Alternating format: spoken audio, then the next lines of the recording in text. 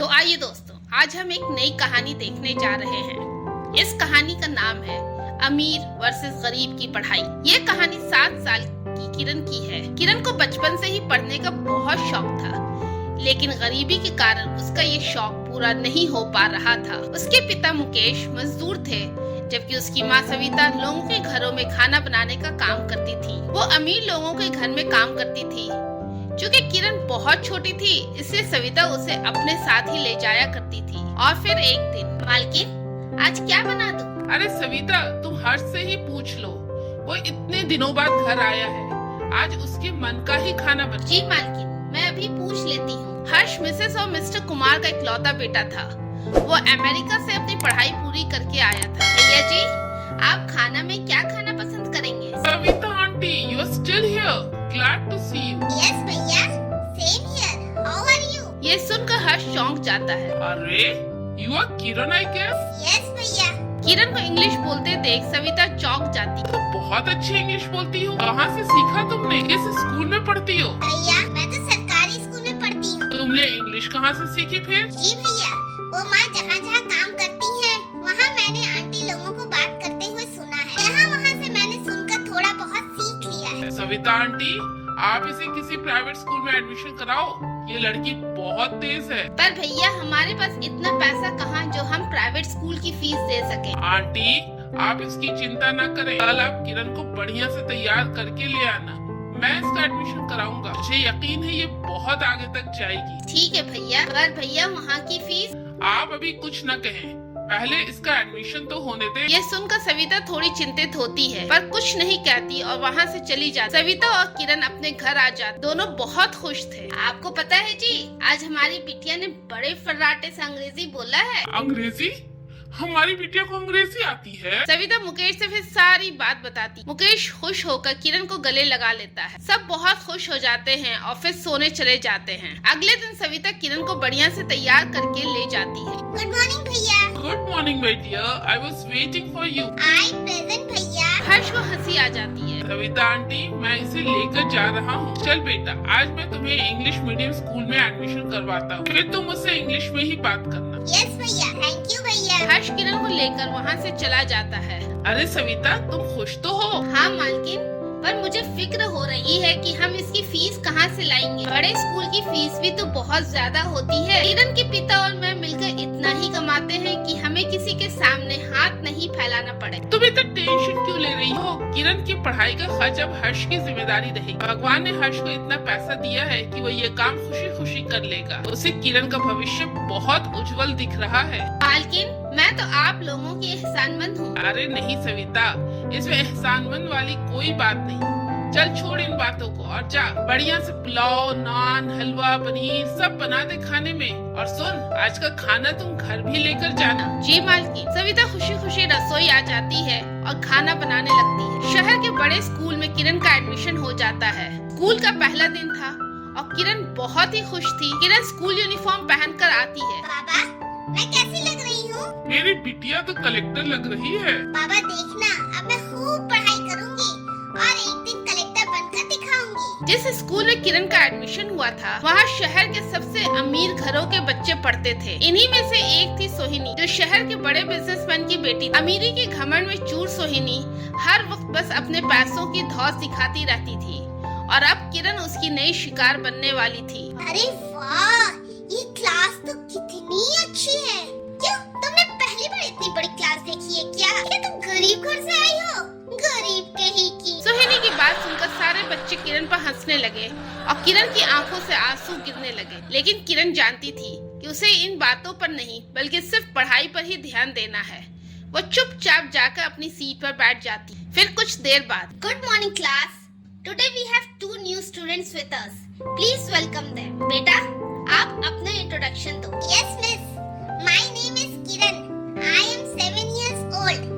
My father name is mister Mukesh. My mother is Savita. Okay okay, very good. Kiran का आत्मविश्वास देखकर उसकी टीचर बहुत इम्प्रेस होती हैं। किरण को ये सब हर्ष ने सिखाया था। तो ऐसा रहा किरण के स्कूल का पहला दिन। फिर घर आने के बाद, किरण, कैसा रहा तेरा स्कूल? माँ बाबा बस पूछो मत. इतना बड़ा स्कूल,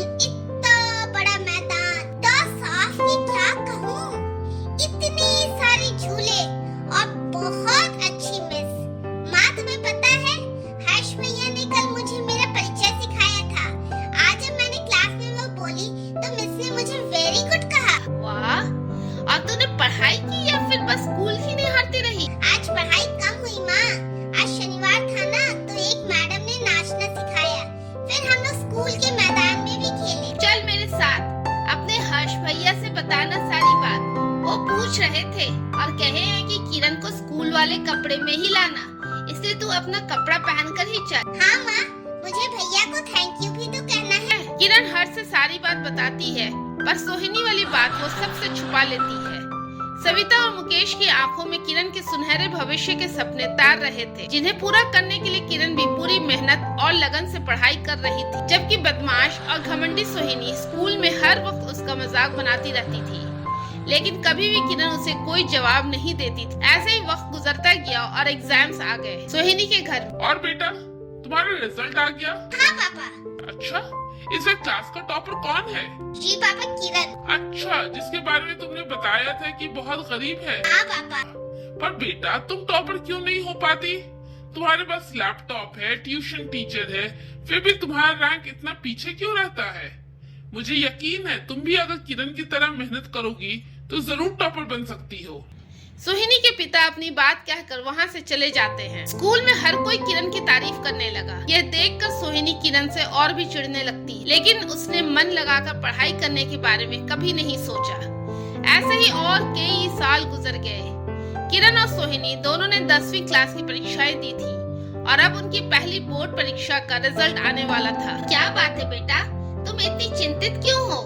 माँ, मैं हर्ष भैया के पास जाऊँ? क्यों बेटा, कोई खास काम है क्या? अब तो इतनी रात हो गई है, कल सुबह मेरे साथ ही चलना। अब जा सो जा। किरण बिना कुछ बोले वहाँ से चली जाती है। अगली सुबह किरण अपनी माँ के साथ हर्ष के घर जाती है। अरे किरण, आज तू यहाँ सुबह सुबह इतना परेशान क्यों लग रही है? सब ठीक तो है? वो आंटी, मुझे भैया से कुछ काम था। भैया घर पर है ना? हाँ हाँ, वो घर पर ही है, वो पेपर पढ़ रहा है। हाँ मालकिन, देखे ना, ये रास्ते ही कह रही थी कि मुझे भैया से मिलना है। भैया, मैं आपके लैपटॉप में अपने रिजल्ट देख सकती हूँ? तेरा रिजल्ट तो कल ही आ गया ना, तुमने अभी तक अपना रिजल्ट नहीं देखा? मैं इंतजार कर रहा था तेरे कॉल का, तेरा फोन भी स्विच ऑफ बता रहा था कल। हाँ भैया, वो कल अचानक बाबा की तबीयत खराब हो गई थी, इसलिए मैं कल बाबा के साथ बिजी हो गई। और 2 दिन से हमारे एरिया में पावर कट है, जिस कारण मेरा फोन भी डिस्चार्ज हो गया, इसलिए मैं आज आपके लैपटॉप में चेक कर लूं? किरण लैपटॉप पर रिजल्ट चेक करने लगती है। किरण, यहाँ आ जल्दी से। जी भैया, अभी आई। तभी हर्ष किरण को अखबार में उसका फोटो दिखाता है। वाह किरण, तुमने आज मेरी उम्मीद पूरी कर दी। तुम न ही सिर्फ अपने स्कूल में पर पूरे स्टेट की टॉपर हो। अब तुम्हारी पढ़ाई सरकार की तरफ से स्पॉन्सर्ड हो जाएगी। जितना मन हो बेफिक्र होकर पढ़ो और अपने बाबा का सपना पूरा करो। Heartiest congratulations Kiran. Thank you भैया, ये सब आपके कारण हुआ है। नहीं बेटा, ये तेरी लगन और मेहनत के कारण हुआ है। माय बेस्ट विशेस और ऑलवेज विथ यू।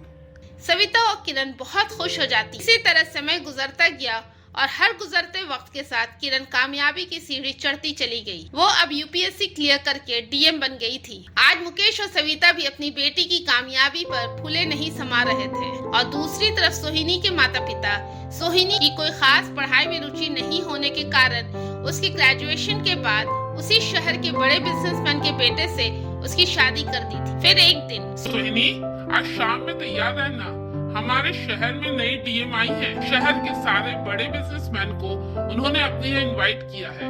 मुझे भी अपने बिजनेस से रिलेटेड कुछ पर्सनल इश्यूज है जो मैं उनके साथ रिजॉल्व करना चाहता हूँ। पर ये तो ऑफिशियल मीटिंग है, इसमें मैं जाकर क्या करूँ? तुम्हें पता है, लोग बता रहे हैं कि वो इंग्लिश में ही ज्यादा बात करती हैं और तुम्हारी इंग्लिश मुझसे बहुत अच्छी है, इसलिए प्लीज तुम बात करके मेरी मदद करना ना। चलो ठीक है, ये बात है तो मैं जरूर चलूंगी। शाम में सोहिनी अपने पति के साथ डीएम के घर आती। तुम यहाँ क्या कर रही है? Hello Sohini, how are you? तुम इन्हें जानती हो क्या? हाँ दीपक, ये मेरी क्लासमेट किरण है। इसकी माँ मेरे पापा के दोस्त के यहाँ खाना बनाती थी और उनके बेटे ने तरस खाकर इसका एडमिशन हमारे स्कूल में करवा दिया था।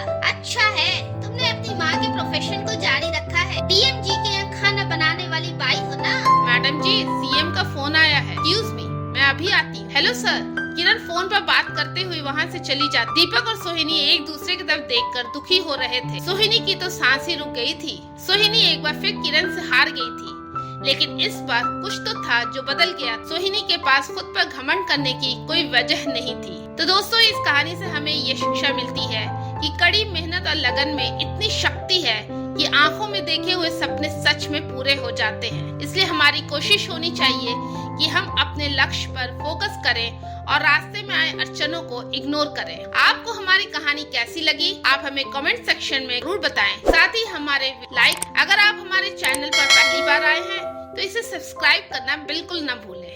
ऐसे ही कहानी देखने के लिए आप हमें फेसबुक पेज पर भी फॉलो कर सकते। तो चलिए दोस्तों, फिर मिलते हैं एक नई कहानी के साथ।